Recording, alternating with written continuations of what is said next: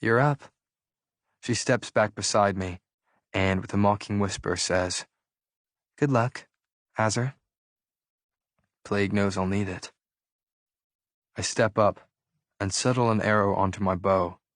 I can feel her eyes on me, tracking every move I make, and it's annoyingly distracting. I pull the bowstring back, aim, and fire. Then I'm cursing under my breath for just barely missing the bullseye before I nock another arrow. This one follows the same pattern, and I'm now frustrated and feeling the overwhelming need to punch something. I fire my last arrow, and it finally lands where I want it to. Barely. Its silver tip sinks into the farthest edge of the bullseye, guided by sheer luck to get it there. Payton doesn't say a word as she steps up and fires her next 3 arrows. And, just as before, 2 hit the bullseye, 1 just shy of it. She's mesmerizing to watch, to witness her work with this weapon. I'm going to lose. I don't like losing. And Payton knows it too. She walks past, smiling at me as if she's already won, and she probably has. I take my time firing my next 3 shots, trying to concentrate and calm my breathing before letting them fly towards the target. Not helping. 2 on the rings, 1 on the bullseye. I glare at the target while Payton grins. She knocks an arrow as she says, Now I see why you wanted to stick with that hand-to-hand. You knew you had a better chance of winning that. She's not wrong. She's still smiling as she focuses her attention on the target, calming her breathing before she even draws the bowstring back. There is no way I'm winning this. I fight a small smile at my sudden idea. If I'm going to lose, I might as well have some fun. I take a step towards her. Then I slowly step behind her, close behind her. My chest presses against her back at the same moment I let my hand lazily find her waist. She jumps at the sudden contact, and I laugh softly, close to her ear. What are you doing? Her words are breathless, but she doesn't move, frozen against me. My lips are close to her ear as I murmur, Distracting you. She lets out a forced laugh, feigning confidence.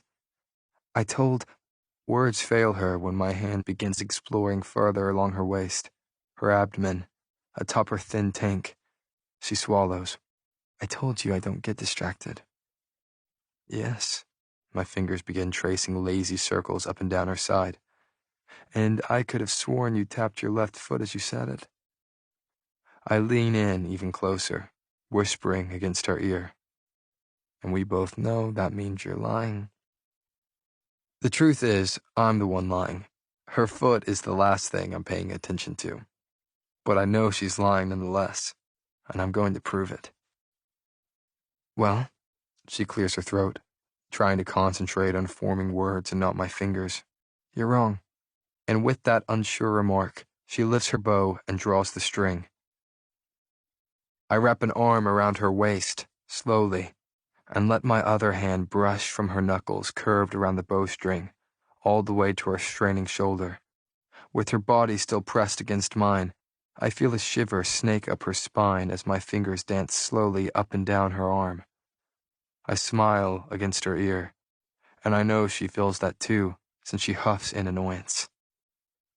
I feel her take a deep, shaky breath as she tries to calm down, tries to pull herself together, and then she fires.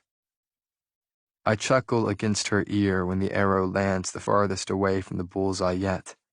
She whips her head around so our faces are mere inches apart and scowls at me. I'm amused, smiling as I let my eyes wander over her face, catching on every faint freckle and dark lash framing her blue eyes. Then, those ocean eyes tear from mine when she turns back to the target, grabbing another arrow. But she never tries to step out of my grasp. She's too stubborn.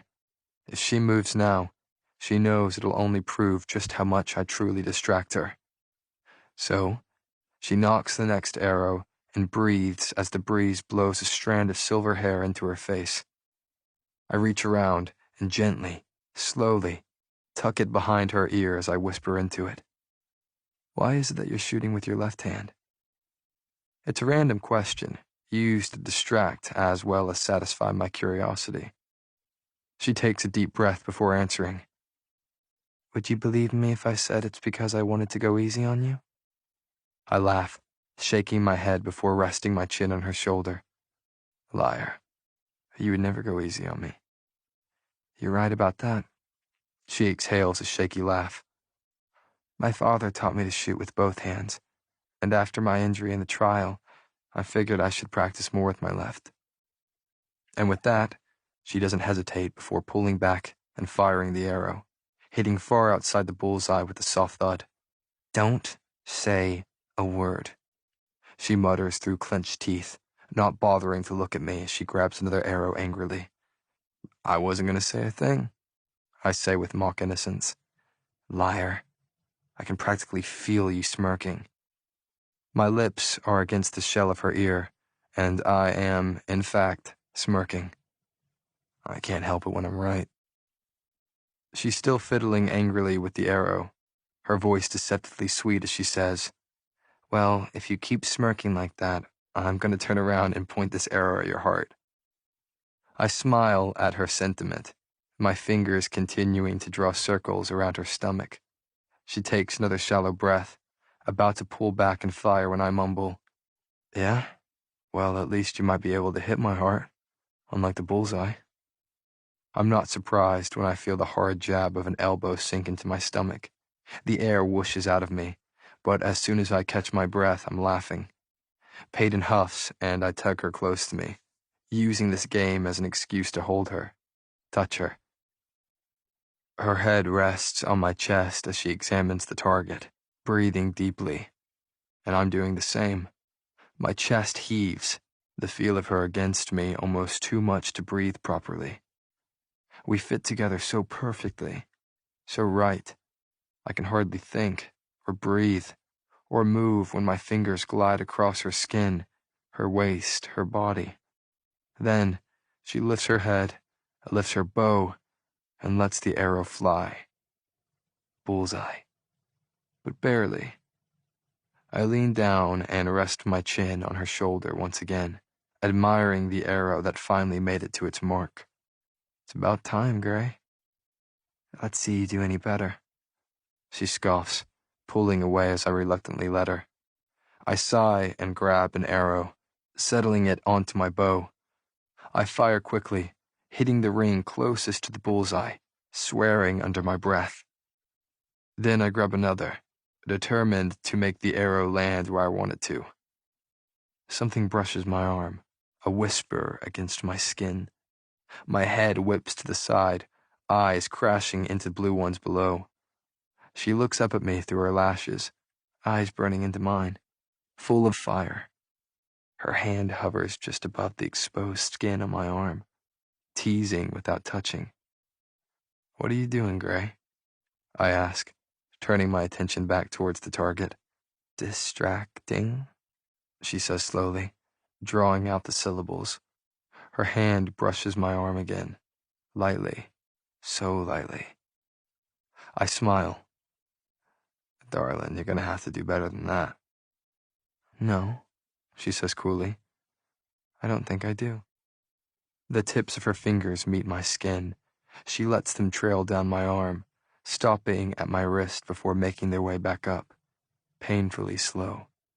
Her fingers find their way under the sleeve of my cotton shirt, climbing up and gone. Her touch vanishes, leaving me aching for her to lay her hands on me. That's when it hits me. She's right. She doesn't need to do anything more to distract me. The mere thought of her being so close and barely touching me has my head spinning. I'm melted by the promise that her fingers gave me. Promise of more. Promise of something. Nothing. She won't lay her hands on me. Instead, she'll drive me mad by teasing me with her touch, only to pull it away, leaving me wanting more, leaving me cold without the fire her fingers trail along my skin. I exhale, noticing how shaky the action sounds, how shaky my body has become. I pull back the bowstring as another finger traces under my forearm, grazing my skin. My arrow lands 2 whole rings away from the center, but my mind is elsewhere, on the phantom touches making their way up and down my arm. I don't remember grabbing another arrow, but it's knocked onto my bow and I look down. Slowly, so damn slowly, she lets her fingers slide over my skin, heavier than before. A single touch has never made me feel so on fire, and she knows exactly what she is doing. She knows that barely feeling her at all will drive me mad in a way I can't explain, in a way I've never felt before. You're a cruel little thing, you know that? My voice is deep, desperate. But I've barely laid a finger on you, she says softly, emphasizing her words with a single finger tracing up my forearm. Exactly. Maybe I did it on purpose. Maybe I chose to distract her because I knew she was too stubborn to not do the same to me. Maybe I did it all because I wanted her hands on me too, because it was an excuse for me to hold her, for her to hold me, and now that she isn't, I'm craving her touch, craving her. I fire the arrow, not bothering to wait and see where it lands before I've thrown my bow to the ground, spun around, and gripped her wrists instead.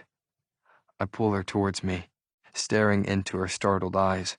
Her lips part, either in surprise or because she's about to tell me off. I'm not sure. Don't. I pause, swallow, exhale slowly. Play with me like that. She stares at me. Her mouth opens and closes again, clearly hoping words will fall out.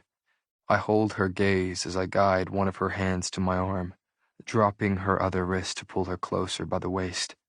Her palm meets my skin, and it's almost like I remembered how to breathe again. I press my hand on top of hers, holding her skin firmly against mine. I smile now that she's finally, fully touching me, rather than taunting me with the tips of her teasing fingers. A single touch from her, or the lack of it, is enough to drive me mad. What has she done to me?